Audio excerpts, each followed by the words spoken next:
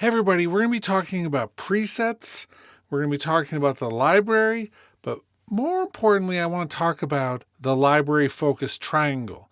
Now, I made a video about this like 5 or 6 years ago, and I think it's time to revisit it because there's a few things we've learned about it, and I want to make sure that you all know what this is, why it's important, and what it teaches us about the trajectory of logic in many ways, how they work over there at Apple. So first and foremost, we have this library. You've all seen it. You probably use it. I know that presets are a really important part of some people's workflow. They're an important part of my workflow. This tool, this function in Logic is useful. It's not the best out there. There are certainly some libraries and browsers and other software, and Apple has some stuff to learn about and how to implement this. But we've had it for a long time, and for those of us who use it, it feels like it's a part of our workflow. That's fine. What we have, though, are the ability to come through. We can click at the top of each channel. There's a setting box, and we click on that, and we can come down and choose different presets.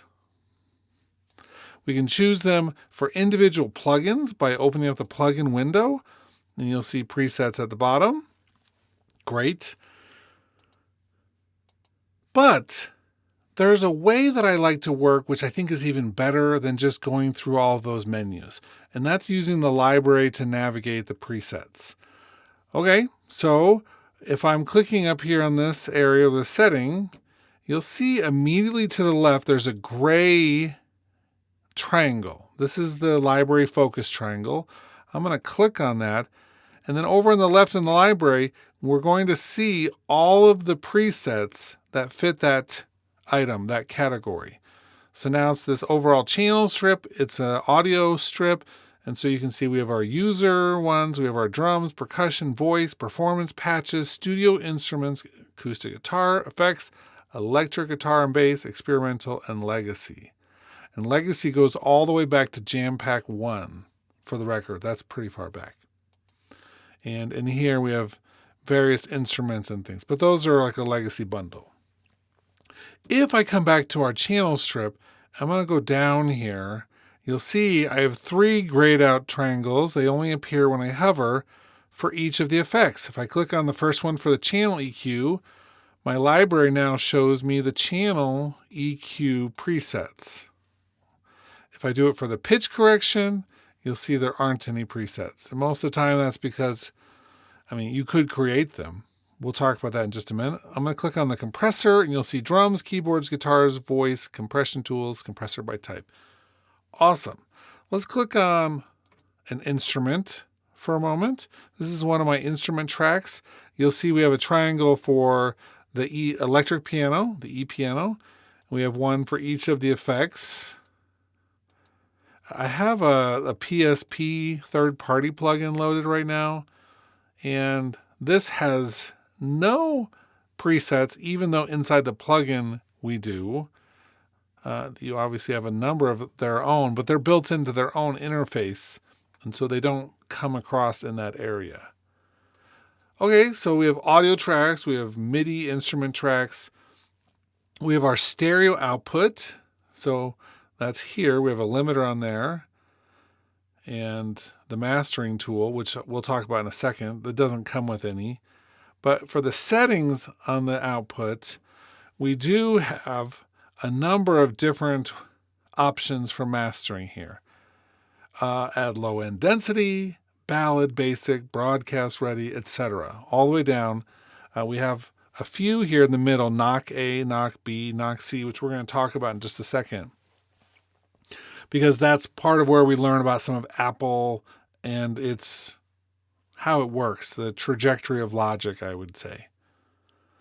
One other thing we should look at, I'm going to click on our auxiliary channel. We have a QRS one loaded, and it has some presets.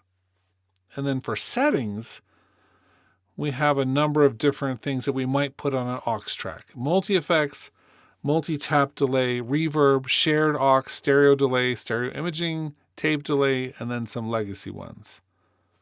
Cool. So those are things we might put on an aux track. So we even have settings for those. In the arrow, the triangle, we can choose between them. Okay. What does this all mean? It just means it's a way to organize which view of the library we're looking at, and that's what that little triangle means.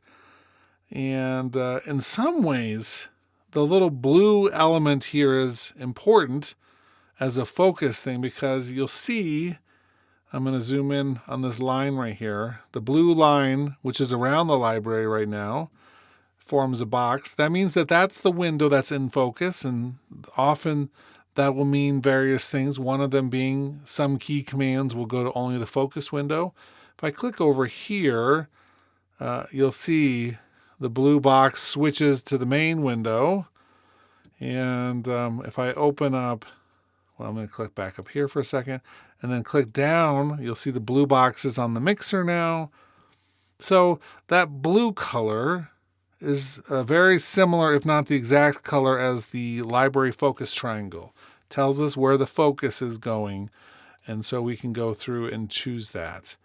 I do think this is really useful to know about, because if you're ever looking at the library thinking that you're in the right place, and yet you don't have any options here that are matching what you normally see, it could be that you're focused on the wrong thing. It could be one of the effects, it could be the settings, it could be the instrument, it could be just the wrong thing of what you're expecting. And so you might want to just verify where that focus of the library is and make sure it's at the right level. Now, here's where I thought this was interesting. I'm going to make a new instrument track, and automatically will go with the focus triangle at the top. That's fine. But I'm going to go down here to piano and choose like Grandma's piano.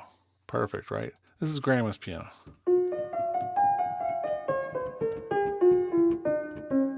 Sounds like Grandma's piano.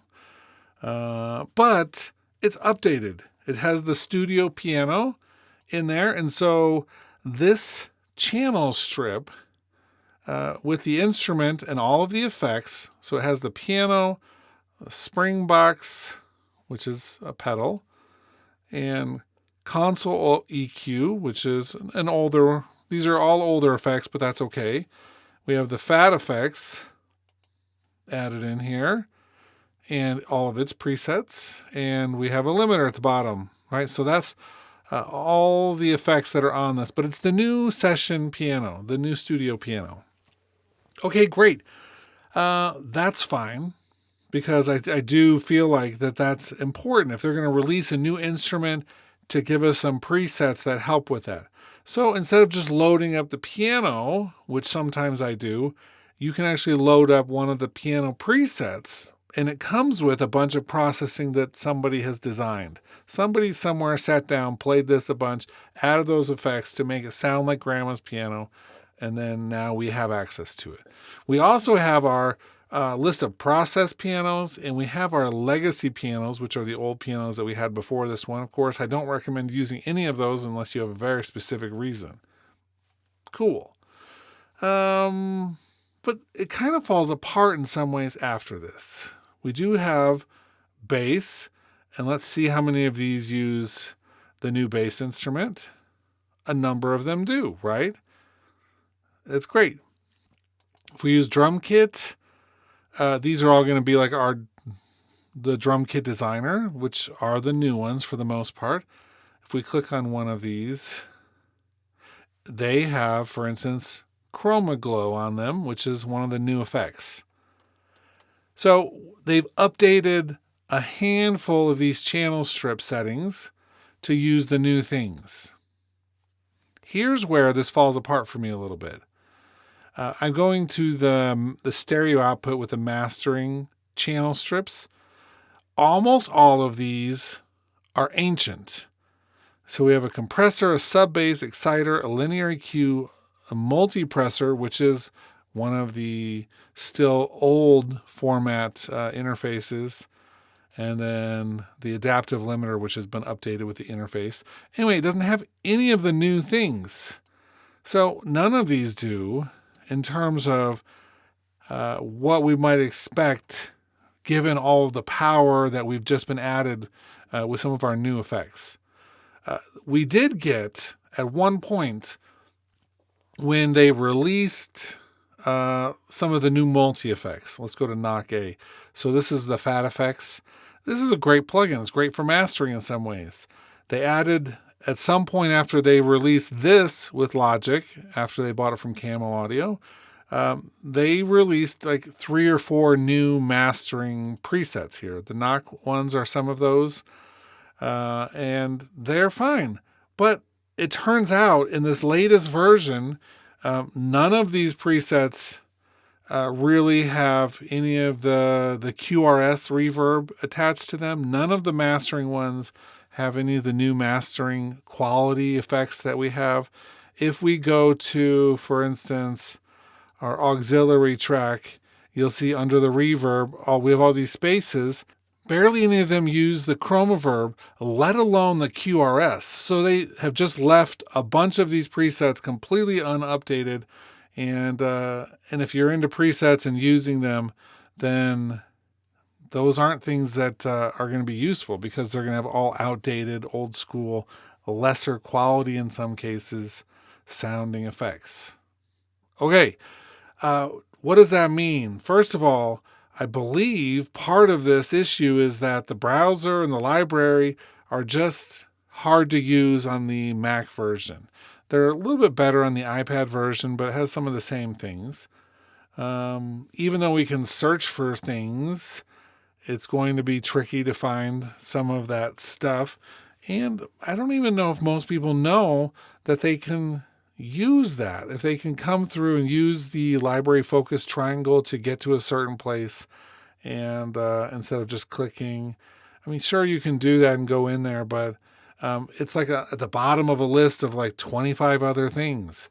And so now, hopefully, you know better how to focus your library into the place you want.